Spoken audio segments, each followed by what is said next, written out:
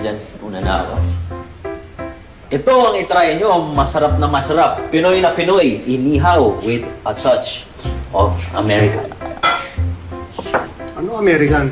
Ayan, American. Oh, galing ah. Parang expert talaga. Pre, Pero ba't parang sunog? magtatakpan naman yan dito. Yun o, hindi na siya sunog. O, diba? Boom. Okay. Thank you. Natin, ha? Parang tigas ah. O,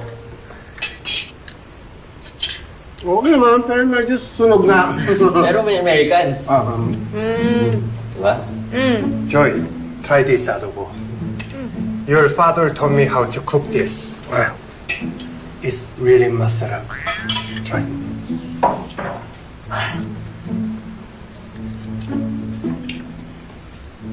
Gino, congratulations. Very good, very good. Ha? Salamat po. Kuha niya, no? Masarap. Sarap naman? Masarap naman. Medyo maalat lang po. Compared. Pero masarap, ha? Kaya ito yung niluto ko for you.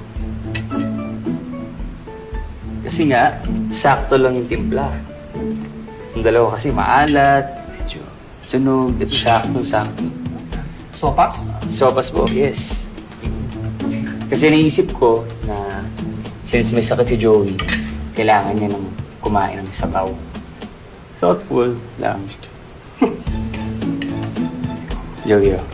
Enjoy. Thank you.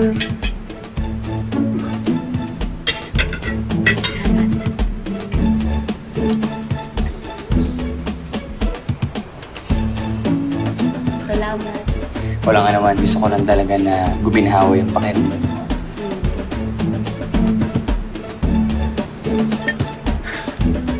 But wait.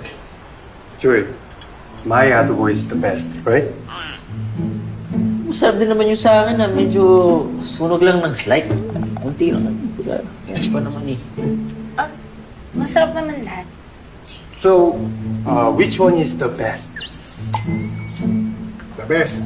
Yes. Para sa akin, ang pinakamasarap ay...